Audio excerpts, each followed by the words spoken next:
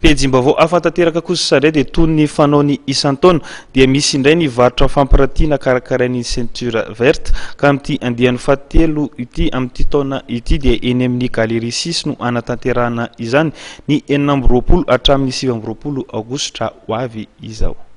Ny fikambanana fehikibo maitso na ny mahazatra indrindra moa dia ny hoe ceinture verte dia manao varotra fampiratiana izay tanterahana ao amin'ny galerie 6 Analakely ny manomboka ny alarobia fa 9 volana aogositra ka miafara ny asabotsy 7 volana aogositra 2024.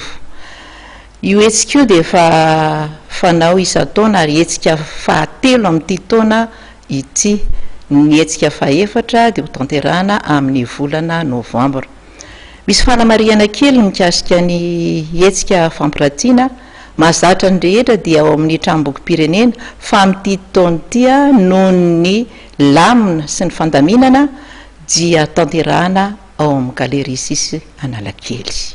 Mazava ho azy fa ny tontolon'ny voninkazo ny momba azy na ny pô na ny zezika ary ihany koa misy voankazo vitsivitsy.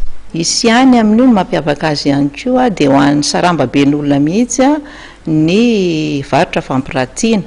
Isy fampianarana ihany koa ny andro alakamisy tabakandro arivo izay eo amin'ny tontolon'ny voninkazo, ny fambolena voninkazo, zezika ampiasaina, ny fatrany. Manasanao zany ny ceinture verte eny amin'ny galerie 6 amin'ireo andro rehefa voalaza teo 4 andro misesy ho tonga satria miavaka mihitsy efa foarambe mboninkazo ahafahan'ny rehetrarehetra mandray anjara.